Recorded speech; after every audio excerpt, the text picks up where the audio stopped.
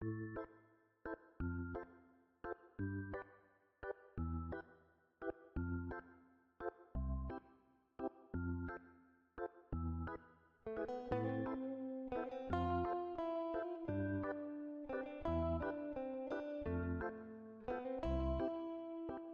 實我越大越覺得孤獨真係唔關單身事，無論你幾多歲，做乜，身邊有冇人，隨時隨地都可以好孤獨。即係就算身邊好熱鬧，都可以有空虛感。係啊，最悲哀係你明明乜都有，日日都好忙，將所有時間塞滿，但一有少少空位，孤獨感就嚟揾你，或者半夜瞓醒嗰一刻，嗰陣孤獨就即刻湧晒上嚟。然後仲要鬧自己，做乜又諗埋啲咁嘅嘢啊？ Exactly， 會覺得自己好誇張，無病呻吟，但其實個心真係空到發去。有時我都會諗，有冇可能真係唔使咁孤獨，日日都晴天？我聽你咁講，第一個感覺係孤獨其實好似一種內部天氣。內部天氣？係啊，外面可能陽光普照，IG 個個都去旅行去聚會，但你自己個天空可能正落緊細雨。呢個形容幾準。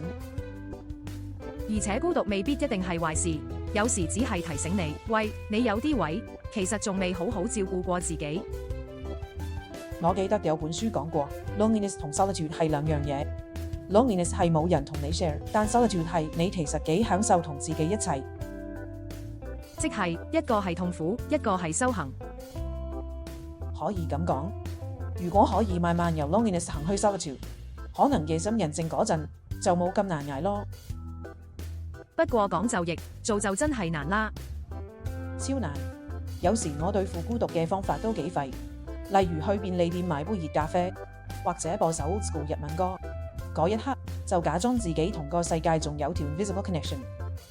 但其實你唔係想趕走孤獨，你只係想唔俾佢吞噬。諗深一層，可能孤獨唔係用嚟趕走，而係用嚟相處。即係當佢坐喺你隔離，唔好即刻推開佢，反而問佢：你嚟揾我，其實想提醒我啲乜？